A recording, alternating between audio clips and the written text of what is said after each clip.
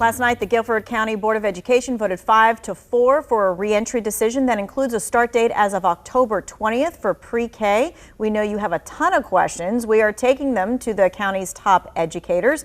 Guilford County Schools Assistant Superintendent Dr. Jamie King, Chief Academic Officer Dr. Whitney Oakley, and Chief Operations Officer Angie Henry are joining us to break down all of the things that happened last night. All right, we are getting all kinds of questions. Let's just start with this one. How can the district ensure students will stay socially distanced when they return to school? I can take that one. So, every school year we practice routines and procedures with our students. We do that with all age ranges of students. We know that we're going to be in our new normal, that we are expecting students to wear masks, that we have new markings on the floors, and that we have desks 6 feet apart. And so we have the social distancing protocols in place. And as students gradually re-enter the buildings, we'll teach the routines and procedures to our students.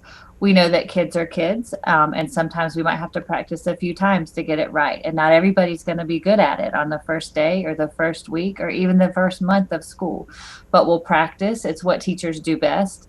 And we have the routines and procedures in place, ready to welcome our students back.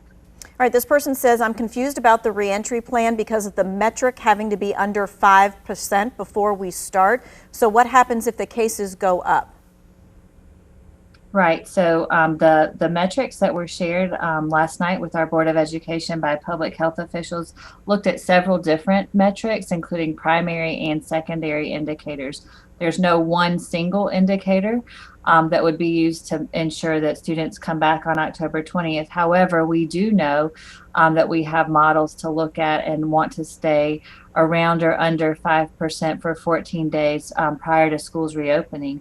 If our positivity rates climb, if we are not able to meet those metrics, then we would extend the reentry date to when we are able to meet those metrics. We'll continue meeting with public health officials and getting guidance based on the metrics that were discussed as we approach October 20th to know if it is indeed safe to reopen at that point. We're getting questions about, will ACEs start back up when school does? So many parents rely on ACEs.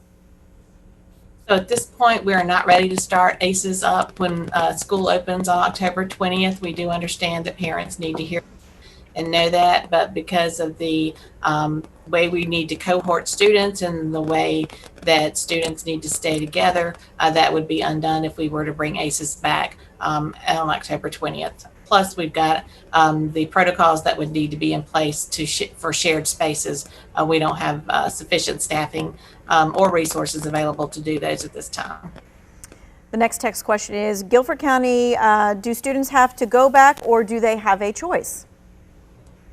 Yeah, so students have the choice of the virtual academy and then their traditional homeschool. So we have extended the deadline for the virtual academy until Monday. So parents can register and enroll their child for the virtual academy if they don't feel comfortable sending them back to their home traditional school. And then on October 20th, and then based on what grade they're in, students will start back at their homeschool if they have not registered for the virtual academy. Okay, so that deadline again is Monday, 5 p.m. on Monday. This question is, will there be another survey sent to see if teachers feel safe to return? So we're scheduled to start October 20th, and teachers have lots of options if they are not able to return. We're asking them to reach out to HR to work with HR if they are in a position where they don't feel like they can return to school.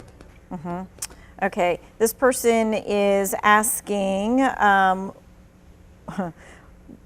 okay, for high schoolers, is there a possibility that the return plan will change between now and January, or is this set in stone? So right now the Board of Education has approved the plan for high schoolers to re-enter on January 20th pending review of public health indicators. So the only way that would change is if public health indicators and our collaboration with our public health officials indicate that we would need to revisit that decision. Okay, and this is a follow-up question. The person is asking, what criteria was considered in sending the youngest children to school first as opposed to the high schoolers who may understand social distancing better? Sure, I'll be happy to talk about that one. Across the nation, we're seeing the trend of bringing back the youngest students first, and there's several reasons for that.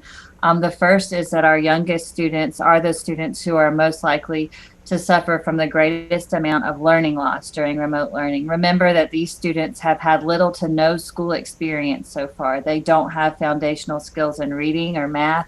They're learning how to hold a pencil. They're learning how to use scissors. They simply do not have the foundational skills that older students have.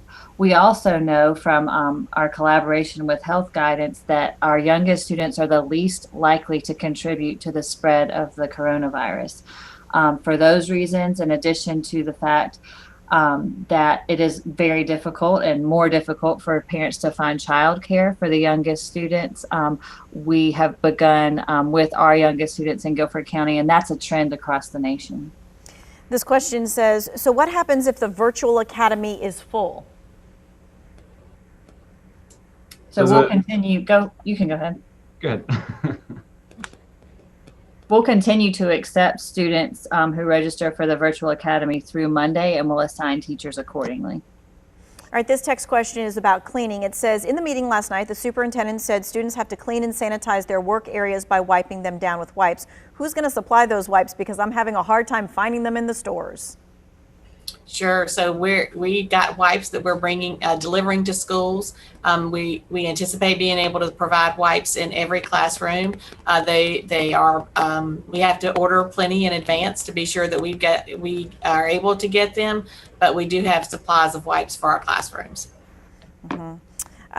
This person is asking, are elementary school student desks going to be 6 feet apart? Yes, we've created model classrooms this past July that we brought principals in to see on how to set up a classroom so that we have appropriate social distancing in all of our classrooms, and those students are 6 feet apart. We also had a company come in to help us with measuring all of our classroom spaces. So using those measurements, we were able to determine the social distancing capacity for all of our classrooms. That information has been shared with all of our schools, so they know how to set up their classrooms and how to place desks so that they are 6 feet apart, as well as allowing space for any ventilation or any storage areas that need to be accessible to other students or other people during the day. Great. All right. We're going to continue on asking your questions and getting your answers. We'll be back in just a few moments. Here's a look at the plan. We want to make sure that you know what the plan is. October 20th would mark the first day for all pre-K through second grade, 5 days a week in-person learning.